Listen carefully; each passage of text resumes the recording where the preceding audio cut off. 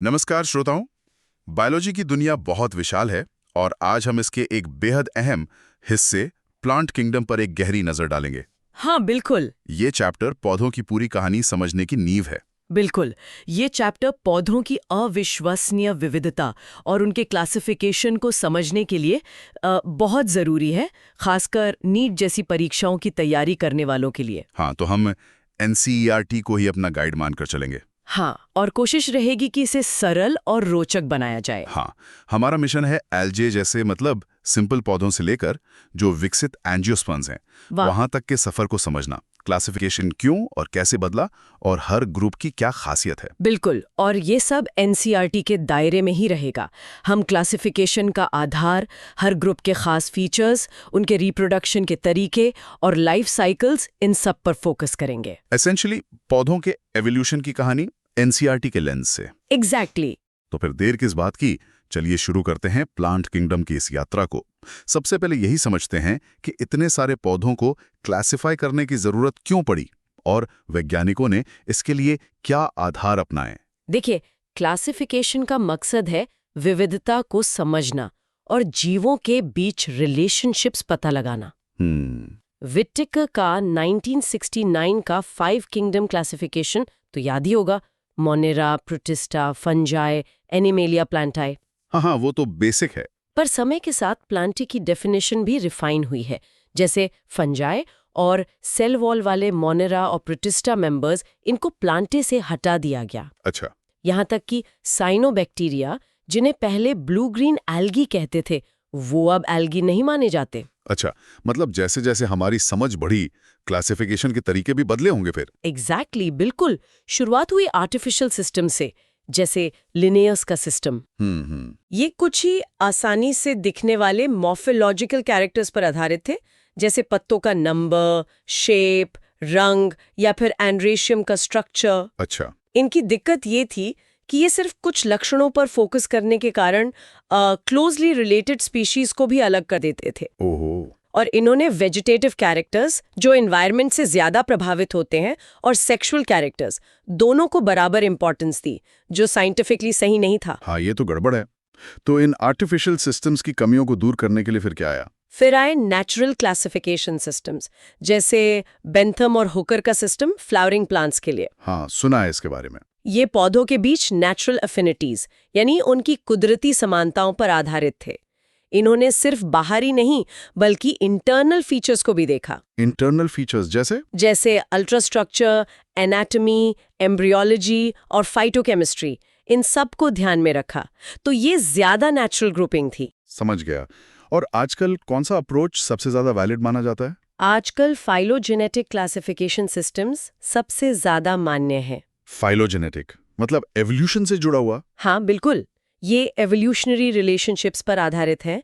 कौन किससे इवॉल्व हुआ, उनका कॉमन एंसेस्टर कौन था। इसमें ये माना जाता है कि एक ही टैक्सॉन के मेंबर्स का एंसेस्टर कॉमन होता है। राइट। और अब तो क्लासिफिकेशन में मदद के लिए और भी टूल्स आ गए हैं, जैसे न्यूमेरिकल टैक्सोनॉमी। न्यूमेरिकल टैक्सोनॉमी ये क्या है? इसमें कंप्यूटर की मदद ली जाती है। सारे ऑब्जर्वेबल कैरेक्टर्स को नंबर्स या कोड्स देकर प्रोसेस किया जाता है और हर कैरेक्टर को बराबर महत्व मिलता है। अरे वाह, टेक्नोलॉजी का इस्तेमाल क्लासिफिकेशन में भी। और कोई तरीके? हाँ, साइटोटैक्सोनॉमी है। ये क्रोमोसोम डिटेल्स पर बेस्ड है, नंबर, स्ट्रक्चर, बिहेवियर, इन सब पर। अच्छा। और कीमोटैक्सोनॉमी भी है, जो पौधों के स्पेसिफिक केमिकल कंस्टिट्यूएंट्स को यूज करके क्लासिफिकेशन की गुत्थियां सुलझाती है। काफी एडवांस्ड हो गया है सब। तो क्लासिफिकेशन के इतने सारे तरीकों के बाद इस चैप्टर में हम प्लांटे के किन मुख्य ग्रुप्स पर फोकस करेंगे? हम 5 मुख्य ग्रुप्स देखेंगे इवोल्यूशन के बढ़ते क्रम में। कौन कौन से? एल्गी, ब्रायोफाइट्स, पीटेरोडोफाइट्स, जिम्नोस्पर्म्स और एंजियोस्पर्म्स। ठीक है। इनका क्लासिफिकेशन मुख्यतः वैस्कुलर टिश्यूज यानी जाइलम और फ्लोएम है या नहीं, सीड्स बनते हैं या नहीं, और फ्लावर्स या फ्रूट्स बनते हैं या नहीं। इन बड़े इवोल्यूशनरी स्टेप्स पर आधारित है। कॉम्प्लेक्सिटी बढ़ती जाती है। चलिए, तो सबसे पहले और सबसे सरल ग्रुप एल्गे से शुरू करते हैं। क्या है इनकी पहचान? एल्गी यानी शैवाल, ये क्लोरोफिल बेरिंग होते हैं, सिंपल है और थैलॉइड पौधे हैं। थायलॉइड, इसका क्या मतलब? थैलॉइड मतलब इनमें ट्रू रूट, स्टेम और लीव्स जैसा स्ट्रक्चर नहीं होता। बॉडी अनडिफरेंशिएटेड होती है। अच्छा। ये ऑटोट्रॉफिक है, मतलब अपना खाना खुद बनाते हैं फोटोसिंथेसिस से। और ज्यादातर एक्वाटिक होते हैं, फ्रेश वाटर या मरीन। पानी में रहने वाले। हाँ, पर कुछ नम मिट्टी, लकड़ी, पत्थरों पर भी उगते हैं और कभी-कभी फंजाई के साथ एसोसिएशन में मिलते हैं, लाइकेंस में, या एनिमल्स पर भी, जैसे स्लॉथ बेयर पर। इंटरेस्टिंग। और दिखने में कैसे होते हैं? क्या सब एक जैसे दिखते हैं? नहीं, बिल्कुल नहीं। इनमें बहुत वेरिएशन है। माइक्रोस्कोपिक यूनिसेल्युलर भी हैं, जैसे क्लैमिडोमोनास। कॉलोनीज बनाने वाले भी हैं, जैसे वॉल्वॉक्स। फिलामेंट्स भी हैं। फिलामेंटिस भी हैं, जैसे यूलोथ्रिक्स, स्पाइरोजाइरा। फिलामेंट जैसे। हाँ, धागे जैसे। और कुछ तो विशालकाय मरीन फॉर्म्स हैं, जैसे केल्प्स, जिनकी बॉडी काफी बड़ी हो सकती है। वैरायटी तो जबरदस्त है। इनके रिप्रोडक्शन में क्या खास बात है? रिप्रोडक्शन 3 तरीकों से होता है। वेजिटेटिव रिप्रोडक्शन होता है फ्रैगमेंटेशन से, मतलब टूटकर नया पौधा बन जाता है। ठीक है। एसेक्सुअल रिप्रोडक्शन स्पोर्स से होता है। सबसे कॉमन है मोटाइल ज़ूस्पोर्स, जो तैर सकते हैं। ज़ूस्पोर्स, ओके। और सेक्सुअल रिप्रोडक्शन होता है गैमीट फ्यूजन से। यहाँ एक दिलचस्प बात है। क्या? फ्यूजन करने वाले गैमीट्स एक जैसे हो सकते हैं साइज और शेप में। उसे आइजोगैमस कहते हैं, जैसे यूलोथ्रिक्स और स्पाइरोगाइरा में। अच्छा, आइजोगैमस। या फिर गैमीट साइज में अलग हो सकते हैं। उसे एनिसोगैमस कहते हैं, जैसे यूडोरिना में। एनिसोगैमस। और तीसरा तरीका है ओगैमस।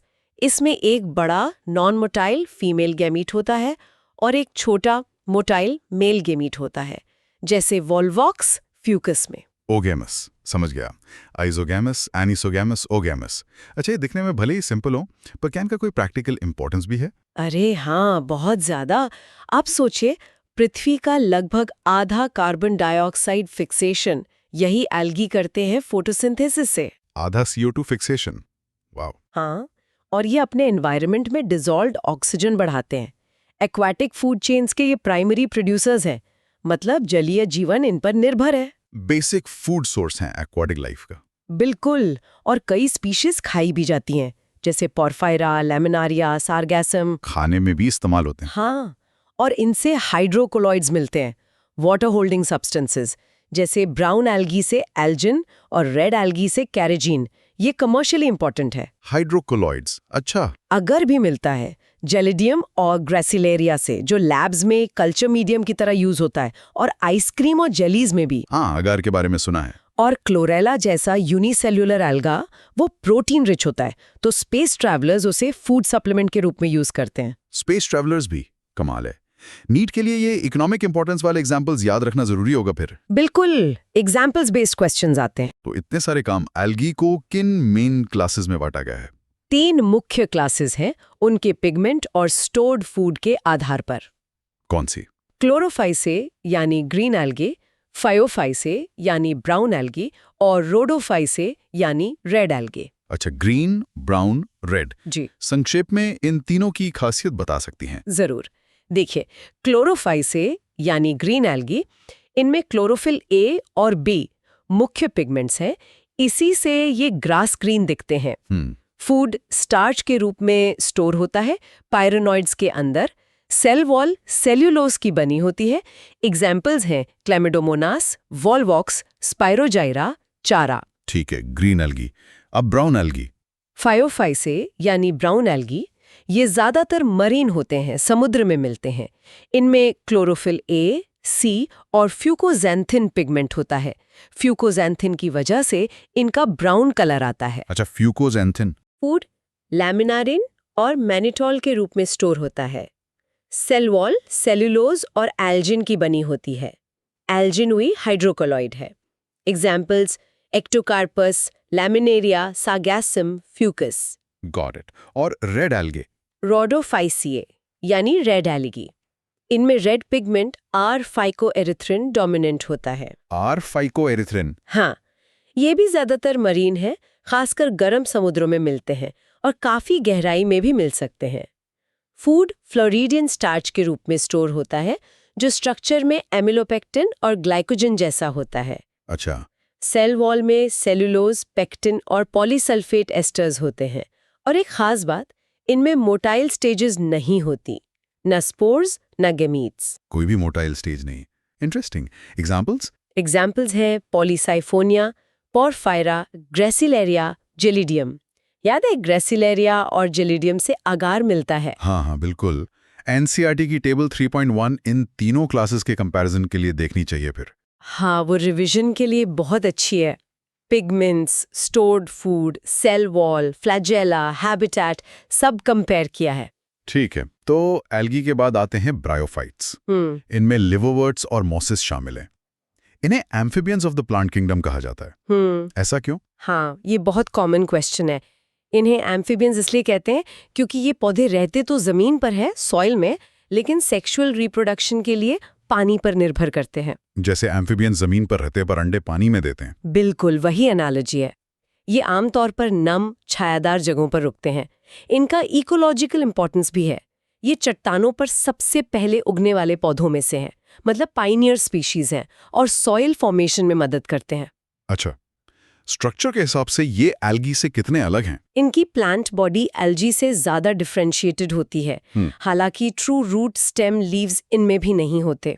फिर कैसी होती है बॉडी? बॉडी या तो थैलिस जैसी हो सकती है, चपटी, फैली हुई, या फिर उसमें स्टेम लाइक और लीफ लाइक स्ट्रक्चर्स दिख सकते हैं, और ये सबस्ट्रेटम से, राइजोइड से जुड़े रहते हैं। ये यूनिसेल्युलर या मल्टीसेल्युलर हो सकते हैं। राइजोइड्स मतलब रूट लाइक स्ट्रक्चर्स। हाँ, काम रूट जैसा करते हैं एंकर करने का, पर ट्रू रूट्स नहीं होते। सबसे महत्वपूर्ण बात, इनकी main plant body haploid N होती है। इसे गैमीटोफाइट कहते हैं, और यही डोमिनेंट फेज है। Gametophyte dominant? एल्गी में भी ऐसा ही था? हाँ, ज्यादातर एल्गी में गैमेटोफाइट ही डोमिनेंट होता है। ठीक है, और इनमें रिप्रोडक्शन कैसे होता है? पानी की भूमिका यहाँ आती होगी? बिल्कुल। इनके सेक्स ऑर्गन्स मल्टीसेल्युलर होते हैं। मील ऑर्गन है एंथेरिडियम। ये बनाता है बाइफ्लैजेलेटेड एंथेरोजॉइड्स, मतलब 2 फ्लैजेला वाले मेल गैमेट्स। ओके। और फीमेल ऑर्गन है आर्चेगोनियम। ये फ्लास्क शेप्ड होता है और इसमें एक सिंगल एग होता है। ठीक है। भी है। अच्छा, फर्टिलाइजेशन के लिए व्हाट इज एसेंशियल? हाँ, फर्टिलाइजेशन से बनता है जाइगोट 2n।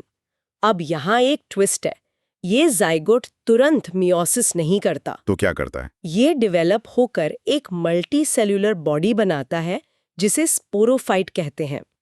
ये डिप्लॉयड 2n होता है। अच्छा, जाइगोट से स्पोरोफाइट बना। हाँ, और ये स्पोरोफाइट फ्री लिविंग नहीं होता। ये गैमीटोफाइट से जुड़ा रहता है और उसी से पोषण लेता है, डिपेंडेंट होता है। अच्छा, sporophyte is dependent on gametophyte. Yes. फिर स्पोरोफाइट की कुछ सेल्स में मियोसिस होता है, जिससे हैप्लॉइड एन स्पोर्स बनते हैं। ये स्पोर्स हवा से फैलते हैं और जर्मिनेट होकर नया गैमीटोफाइट बनाते हैं। और साइकिल कंप्लीट हो जाता है। एग्जैक्टली यही है alternation of generations, haploid gametophyte और डिप्लॉइड स्पोरोफाइट फेजेस का साइकिल। ब्रायोफाइट्स में गैमीटोफाइट डोमिनेंट है, स्पोरोफाइट डिपेंडेंट है। समझ गया, मतलब इनका कोई आर्थिक महत्व जैसे एल्गी का था। एल्गी जितना तो नहीं है, पर हाँ, कुछ मॉसेस हैं जो जानवरों के लिए, पक्षियों के लिए भोजन का काम करते हैं। स्फैग्नम मॉस का नाम सुना होगा? हाँ, स्फैग्नम मॉस। उससे पीट मिलता है, जिसे फ्यूल की तरह इस्तेमाल करते हैं, और इसकी वाटर होल्डिंग कैपेसिटी बहुत अच्छी होती है, इसलिए इसे पैकिंग मटेरियल की तरह भी यूज करते हैं, लाइव प्लांट्स को ट्रांसपोर्ट करने के लिए। अच्छा। और मॉसेस चट्टानों को डीकंपोज करके सॉइल बनाने में मदद करते हैं, और सॉइल इरोजन रोकने में भी इनका रोल है। लाइकन्स के साथ मिलकर ये पायनियर कॉलोनाइजर्स होते हैं रॉक्स पर। ठीक है, ब्रायोफाइट्स के 2 मुख्य प्रकार आपने बताए, लिवरवर्ट्स और मॉसेस। इनमें क्या फर्क है? मेन फर्क स्ट्रक्चर और स्पोरोफाइट में है। लिवरवर्ट्स की बॉडी आमतौर पर थैलॉइड होती है, डॉर्सी वेंट्रल, मतलब ऊपर और नीचे की सरफेस अलग दिखती है, जैसे मार्चेंशिया। इनमें एसेक्सुअल रिप्रोडक्शन फ्रैगमेंटेशन से या फिर जेमाए से होता है। जमाए छोटे, ग्रीन, मल्टीसेल्युलर एसेक्सुअल बड्स होते हैं जो जेमा कप्स में बनते हैं। जेमाए? ये खास है लिवरवर्ट्स में। हाँ, मार्शैंटिया में दिखते हैं। हाँ, इनका स्पोरोफाइट भी रिलेटिवली सिंपल होता है, फुट सीटा कैप्सूल में डिवाइडेड। कैप्सूल में स्पोर्स बनते हैं। ठीक है। और मॉसेस? मॉसेस की लाइफ साइकिल में 2 स्टेजेस होती हैं। पहली प्रोटोनीमा स्टेज जो स्पोर से बनती है।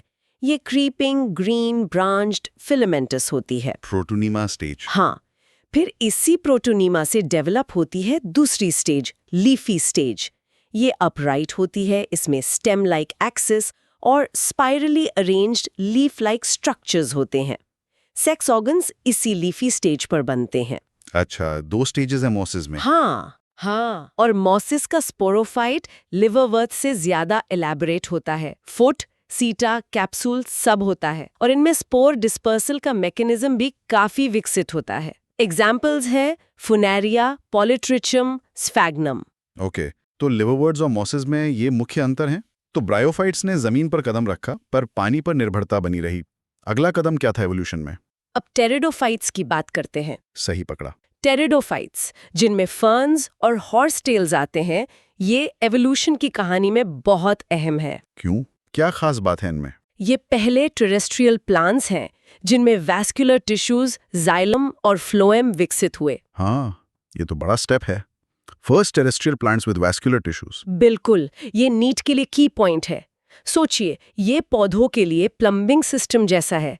इससे पानी और न्यूट्रिएंट्स ट्रांसपोर्ट हो सकते हैं और इसी वजह से पौधे ज्यादा ऊंचे और पानी से थोड़ी दूर भी ग्रो कर पाए। राइट। कहाँ मिलते हैं ज्यादातर? ये ज्यादातर ठंडी, नम, छायादार जगहों पर मिलते हैं। कुछ सैंडी सॉइल में भी उगते हैं। इन्हें सजावट के लिए भी इस्तेमाल करते हैं। ऑर्नामेंटल प्लांट्स की तरह सॉइल बाइंडर्स का भी काम करते हैं। तो ब्रायोफाइट से मुख्य अंतर क्या हुआ वास्कुलर टिश्यूज के अलावा? एक बहुत बड़ा शिफ्ट ये है कि टेरिडोफाइट्स में main plant body sporophytic 2n होती है। ये डोमिनेंट फेज है। अच्छा, ब्रायोफाइट्स में गैमेटोफाइट डोमिनेंट था, यहाँ स्पोरोफाइट डोमिनेंट है। एग्जैक्टली। और ये स्पोरोफाइट ट्रू रूट, स्टेम और लीव्स में डिफरेंशिएटेड होता है। मतलब प्रॉपर जड़, तना, पत्तियां होती हैं। पत्तियां कैसी होती हैं? लीव्स छोटी भी हो सकती हैं, माइक्रोफिल्स कहते हैं जैसे सेलेजिनेला में, या बड़ी भी हो सकती हैं, मेगाफिल्स कहते हैं जैसे फर्न्स में। Microphylls and मेगाफिल्स। ठीक है, और इनमें रिप्रोडक्शन कैसे होता है? क्या यहाँ भी पानी की जरूरत है? हाँ, फर्टिलाइजेशन के लिए पानी यहाँ भी जरूरी है। देखिए, स्पोरोफाइट पर स्पोरेंजिया बनते हैं। ये अक्सर पत्ती जैसे स्ट्रक्चर्स पर लगते हैं जिन्हें स्पोरोफिल्स कहते हैं। स्पोरोफिल्स। कभी-कभी ये स्पोरोफिल्स मिलकर कोन जैसी या स्ट्रॉबिलस जैसी कॉम्पैक्ट स्ट्रक्चर बना लेते हैं, जैसे सेलेजिनेला और इकोसेटम में। कोन्स, जिम्नोस्पर्म जैसे? हाँ, पर ये ट्रू कोन्स नहीं है, स्ट्रॉबिलस कहना बेहतर है। इन स्पोरेंजिया में मियोसिस से हैप्लॉइड N स्पोर्स बनते हैं। ठीक है। ये स्पोर्स जर्मिनेट होकर बनाते हैं गैमेटोफाइट। इसे प्रोथैलस कहते हैं। ये छोटा, इनकंस्पिक्यूअस, मल्टीसेल्युलर, फ्री लिविंग और ज्यादातर फोटोसिंथेटिक होता है। प्रोथैलस, ये गैमेटोफाइट है। हाँ, हैप्लॉइड गैमेटोफाइट। इसको उगने के लिए ठंडी, नम, छायादार जगह चाहिए। इसी प्रोथैलस पर एंथ्रीडिया और आकेगोनिया बनते हैं। सेक्स ऑर्गन्स प्रोथैलस पर बनते हैं। यस, एंथ्रीडिया से एंथेरिजॉइड्स निकलते हैं जो पानी में तैरकर आकेगोनिया तक पहुंचते हैं और एग को फर्टिलाइज करते हैं। पानी यहाँ जरूरी है एंथेरिजॉइड्स के ट्रांसपोर्ट के लिए। पानी की डिपेंडेंसी अभी भी है? हाँ, फर्टिलाइजेशन के लिए है। फर्टिलाइजेशन से जाइगोट 2n बनता है जो डेवलप होकर फिर से डोमिनेंट स्पोरोफाइट बनाता है। साइकिल समझ आ गया। क्या टेरिडोफाइट्स में भी स्पोर्स एक ही तरह के होते हैं जैसे ब्रायोफाइट्स में थे? ज्यादातर टेरिडोफाइट्स होमोस्पोरस होते हैं, मतलब एक ही तरह के स्पोर्स बनाते हैं जिनसे बाइसेक्सुअल गैमेटोफाइट बनता है। अच्छा, ज्यादातर होमोस्पोरस। लेकिन कुछ जेनेरा हैं जैसे सेलाजिनेला और सैल्विनिया, ये हेट्रोस्पोरस होते हैं। हेट्रोस्पोरस मतलब ये 2 तरह के स्पोर्स बनाते हैं, छोटे माइक्रोस्पोर्स और बड़े मेगास्पोर्स। माइक्रोस्पोर्स और मेगास्पोर्स। हाँ, माइक्रोस्पोर्स जर्मिनेट होकर मेल गैमेटोफाइट बनाते हैं और मेगास्पोर्स जर्मिनेट होकर फीमेल गैमेटोफाइट। अच्छा, अलग अलग गैमेटोफाइट्स बनते हैं। एग्जैक्टली। और यहाँ सबसे दिलचस्प बात क्या है, इन हेटेरोस्पोरस स्पीशीज में फीमेल गैमेटोफाइट पेरेंट स्पोरोफाइट पर ही कुछ समय के लिए रहता है, रिटेन्ड रहता है। अच्छा, फ्री लिविंग नहीं होता? रहता तो फ्री लिविंग है, पर डेवलपमेंट स्पोरोफाइट पर ही होता है। और जाइगोट का शुरुआती डेवलपमेंट भी उसी फीमेल गैमेटोफाइट के अंदर होता है जो स्पोरोफाइट पर है। ये तो कुछ सीड जैसा लग रहा है। एग्जैक्टली। ये घटना सीड हैबिट की तरफ एक बहुत महत्वपूर्ण एवोल्यूशनरी स्टेप मानी जाती है। सीड्स बनने की शुरुआत, ये नीट के लिए बहुत इंपॉर्टेंट पॉइंट है, हेटेरोस्पोरी और उसका significance as a precursor to seed habit. Got it. Heterospory leading to seed habit. Pteridophytes की क्लासेस कौन सी हैं? टेरिडोफाइट्स को 4 क्लासेस में बांटा गया है। Psilopsida, example Psilotum, Lycopsida, example Selaginella, Lycopodium, Sphenopsida, example Equisetum, और प्टेरोप्सिडा जिसमें फर्न्स आते हैं, एग्जाम्पल ड्रायोप्टेरिस, प्टेरिस, अडियांटम। ठीक है, तो वैस्कुलर टिश्यूज आ गए, स्पोरोफाइट डोमिनेंट हो गया, सीड हैबिट की शुरुआत हो गई। अब एवोल्यूशन में अगला बड़ा कदम क्या था? जिम्नोस्पर्म्स, नाम का मतलब नेकेड सीड्स, सुना है? बिल्कुल सही। जिम्नोज मतलब नेकेड और स्पर्मा मतलब सीड। इनके ओव्यूल्स किसी ओवरी वॉल से ढके नहीं होते, इसीलिए फर्टिलाइजेशन के बाद बनने वाले सीड्स भी नेकेड होते हैं, फ्रूट के अंदर बंद नहीं होते। ये टेरिडोफाइट से ज्यादा एडवांस्ड हैं। सीड आ गया है इनमें। ये कैसे दिखते हैं? क्या ये बड़े पेड़ होते हैं? हाँ, इनमें मीडियम साइज से लेकर बहुत ऊंचे पेड़ शामिल हैं। श्रब्स भी होते हैं। जायंट रेडवुड ट्री का नाम सुना है? सिकोया। हाँ, दुनिया का सबसे ऊंचा पेड़। वो एक जिम्नोस्पर्म है। रूट्स आमतौर पर टैप रूट्स होती हैं। कुछ में फंगस के साथ एसोसिएशन होता है, माइकोराइजा कहते हैं, जैसे पाइनस में। माइक्रोराइजा, हाँ। या फिर कुछ में N2 फिक्सिंग साइनोबैक्टीरिया वाली स्पेशल रूट्स होती हैं, कोरोलॉइड रूट्स कहते हैं, जैसे साइकस में। Coralloid roots in Cycas, okay. Stem कैसा होता है? स्टेम ब्रांच्ड हो सकता है जैसे पाइनस सीड्रस में, या अनब्रांच्ड हो सकता है जैसे साइकस में। और पत्तियां? लीव्स सिंपल या कंपाउंड हो सकती हैं। साइकस में पिनेट लीव्स होती हैं। और ये एक्सट्रीम टेम्परेचर, ह्यूमिडिटी, विंड सहने के लिए अडेप्टेड होती हैं। जैसे कॉनिफर्स में नीडल लाइक लीव्स होती हैं, सरफेस एरिया कम करने के लिए। थिक क्यूटिकल होती है और संकन स्टोमेटा होते हैं ताकि पानी का लॉस कम हो। Adaptations for extreme conditions. ठीक है। और रिप्रोडक्शन, ये भी हेटेरोस्पोरस होंगे? हाँ, ये सभी हेटेरोस्पोरस होते हैं। हैप्लॉइड माइक्रोस्पोर्स और मेगास्पोर्स बनाते हैं। कहाँ बनते हैं ये स्पोर्स? ये स्पोर्स स्पोरेंजिया में बनते हैं, जो स्पोरोफिल्स पर लगे होते हैं। ये स्पोरोफिल्स स्पाइरली अरेंज होकर कोन्स या स्ट्रोबलाई बनाते हैं। कोन्स, यहाँ कोन्स आ गए। मेल कोन्स होते हैं माइक्रोस्पोरांजिएट और फीमेल कोन्स मैक्रोस्पोरांजिएट या ओव्यूलेट। माइक्रोस्पोर्स डेवलप होके बनाते हैं मेल गमीटोफाइट, जो बहुत ही रिड्यूस्ड होता है और पॉलन ग्रेन कहा जाता है। Pollen grain is the male gametophyte. हाँ, highly reduced male gametophyte. Female cone में ओव्यूल होता है। ओव्यूल के अंदर न्यूसेलस में मेगास्पोर मदर सेल होती है, जिसमें मियोसिस से 4 मेगास्पोर्स बनते हैं। 4? हाँ, पर उनमें से एक ही फंक्शनल रहता है। वो डेवलप होके फीमेल गमीटोफाइट बनाता है। इस फीमेल गमीटोसाइट में 2 या ज्यादा आर्किगोनिया होते हैं। आर्किगोनिया यहाँ भी हैं? हाँ, फीमेल सेक्स ऑर्गन्स। तो इनके गमीटोफाइट्स का क्या होता है? क्या वो टेरिडोफाइट्स की तरह फ्री लिविंग होते हैं? नहीं, ये एक और बड़ा शिफ्ट है टेरिडोफाइट से।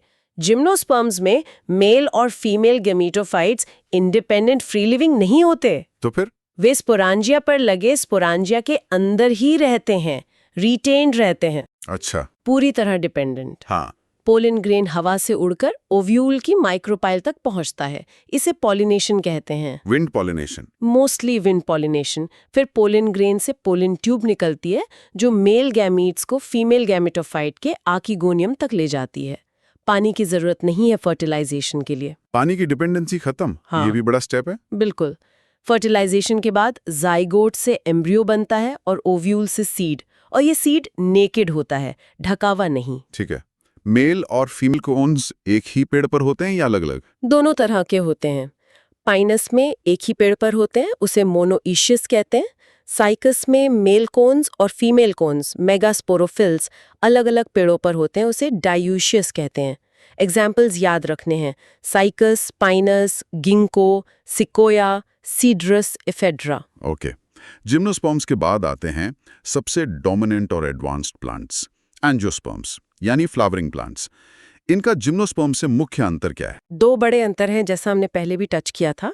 पहला, एंजियोस्पर्म्स में रिप्रोडक्टिव स्ट्रक्चर्स यानी पोलन ग्रेन्स और ओव्यूल्स स्पेशलाइज्ड स्ट्रक्चर्स में डेवलप होते हैं जिन्हें फ्लावर्स कहते हैं। फ्लावर्स, हाँ। दूसरा और सबसे बड़ा अंतर, इनके ओव्यूल्स ओवरी के अंदर एनक्लोज्ड होते हैं। फर्टिलाइजेशन के बाद ओवरी डेवलप होकर फ्रूट बन जाती है और ओव्यूल्स डेवलप होकर सीड्स बन जाते हैं।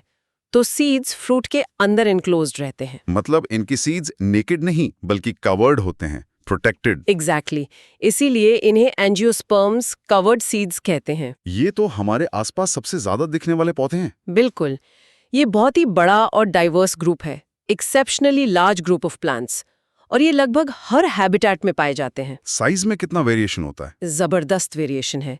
माइक्रोस्कोपिक वॉल्फिया से लेकर 100 मीटर से भी ऊंचे यूकलिप्टिस ट्रीज तक। Wow, Wolffia to eucalyptus.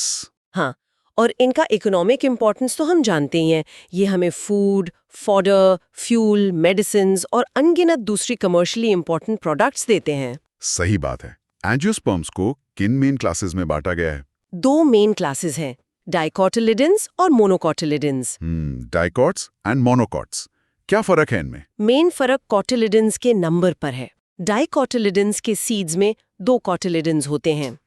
मोनोकोटिलिडेंस के सीड्स में सिर्फ 1 कोटिलिडन होता है। अच्छा, और कोई फर्क? हाँ, और भी हैं। जैसे डाइकॉट्स में पत्तों में रेटिकुलेट वेनेशन जाली जैसा होता है और टैप रूट सिस्टम होता है। मोनोकॉट्स में पैरेलल वेनेशन होता है और फाइब्रस रूट सिस्टम होता है। फ्लावर्स में भी फर्क होता है, tetramerous, pentamerous versus ट्राइमेरस। Examples, dicots जैसे मटर, चना, आम, सूरजमुखी। मोनोकॉट्स जैसे गेहूं, चावल, मक्का, घास, बैम्बू, ऑर्किड्स। समझ गया। नीट के लिए जिम्नोस्पर्म्स और एंजियोस्पर्म्स का कंपैरिजन जरूरी होगा। Naked versus enclosed seeds, absence versus presence of flowers, fruit. हाँ, ये की डिफरेंसेस है। हमने एल्गी से एंजियोस्पर्म्स तक का सफर देखा। काफी इंटरेस्टिंग रहा ये इवोल्यूशन। क्या हम संक्षेप में इन ग्रुप्स में दिखने वाले अलग अलग लाइफ साइकिल पैटर्न्स को समझ सकते हैं? ये ऑल्टरनेशन ऑफ जनरेशंस क्या है, एक बार फिर से? जरूर। ऑल्टरनेशन ऑफ जनरेशंस का मतलब है कि प्लांट की लाइफ साइकिल में 2 डिस्टिंक्ट फेजेस आती हैं। एक हैप्लॉइड एन फेज जो गैमीट्स बनाती है, गैमेटोफाइट, और एक डिप्लॉइड 2n फेज जो स्पोर्स बनाती है, स्पोरोफाइट।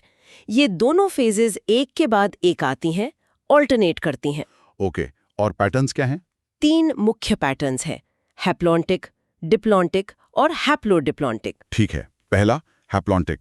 हैप्लॉन्टिक लाइफ साइकिल में गैमीटोफाइट फेज डोमिनेंट होता है, फोटोसिंथेटिक होता है, फ्री लिविंग होता है।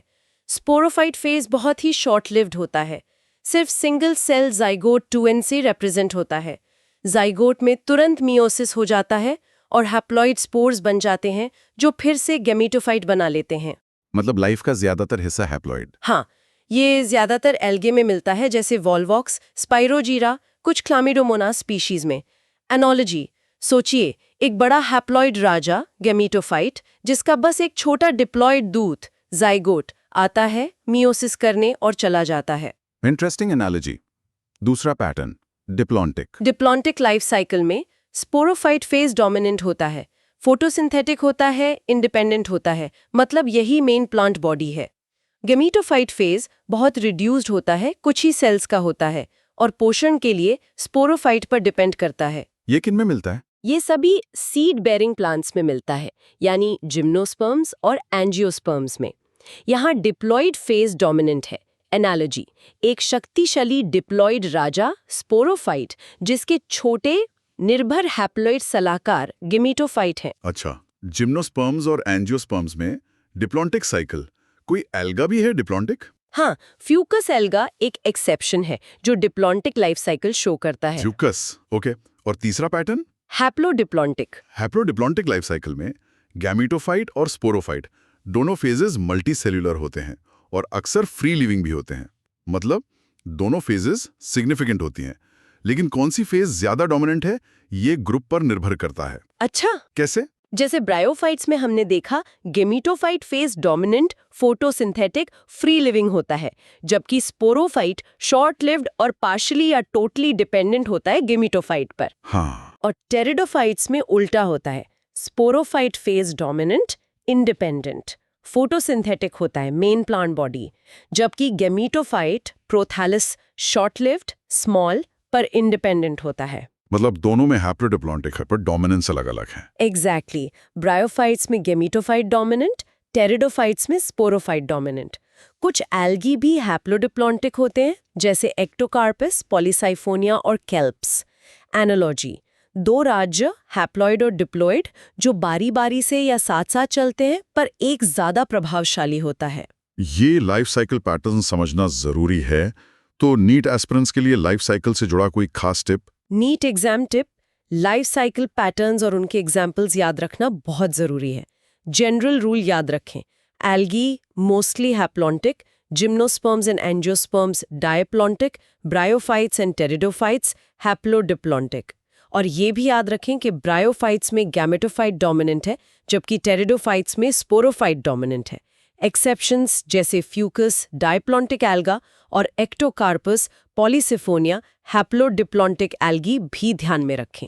और प्लॉइडी लेवल्स? हाँ, प्लॉइडी लेवल्स पर सवाल आते हैं। कौन सी सेल हैप्लॉइड N, कौन सी डायप्लॉइड 2N या ट्रिप्लॉइड 3N, जैसे moss protonema N, fern prothallus N, Marchantia gemma N, antherozoid N, egg N, zygote 2N, sporophyte 2N, spore mother cell 2N, spore N, angiosperm endosperm usually 3N। ये सब clear होना चाहिए। Excellent tip. तो आज हमने plant kingdom का एक शानदार सफर तय किया। देखा कैसे सरल एल्गी से शुरुआत होकर कॉम्प्लेक्स एंजियोस्पर्म्स तक पौधों का विकास हुआ। स्ट्रक्चर और रिप्रोडक्शन में कॉम्प्लेक्सिटी बढ़ती गई। हाँ, हमने क्लासिफिकेशन का आधार समझा, वैस्कुलर टिश्यूज का आना, सीड्स का बनना, फ्लावर्स का डेवलप होना। हर ग्रुप के की फीचर्स देखें: एल्गी का थैलस, ब्रायोफाइट्स का डिपेंडेंट स्पोरोफाइट और डोमिनेंट गेमीटोफाइट, टेरिडोफाइट्स में वैस्कुलर टिश्यूज और डोमिनेंट स्पोरोफाइट, हेट्रोस्पोरी, जिम्नोस्पर्म्स के नेकेड सीड्स और कोन्स, पानी पर फर्टिलाइजेशन की डिपेंडेंसी का खत्म होना। और एंजियोस्पर्म्स के फ्लावर्स और फ्रूट्स, डबल फर्टिलाइजेशन। हमने रिप्रोडक्शन के तरीके और लाइफ साइकिल पैटर्न्स को भी समझा। एनसीईआरटी के एग्जाम्पल्स, डायग्राम्स और टेबल्स को बार बार रिवाइज करना बहुत जरूरी है। और जाते जाते श्रोताओं के लिए एक विचार छोड़ जाते हैं। प्लांट किंगडम की ये अद्भुत विविधता, ये एवोल्यूशन का सफर हमें पृथ्वी पर जीवन के अडेप्टेशन और सर्वाइवल के बारे में क्या सिखाता है? हाँ, सोचिए कैसे vascular tissues, heterospory, seed habit, flowers जैसे एडेप्टेशंस में पौधों को पानी से निकलकर जमीन पर सफलतापूर्वक अपना साम्राज्य स्थापित करने में मदद की। What drove this evolution? बिल्कुल, सोचने के लिए अच्छा सवाल है। एनसीईआरटी टेक्स्ट को ध्यान से पढ़ें, डायग्राम्स को समझें और पॉइंट्स को कनेक्ट करने की कोशिश करें। उम्मीद है इस चर्चा से प्लांट किंगडम को समझने में मदद मिली होगी। All the best. अगले पड़ाव तक सीखते रहें। अलविदा।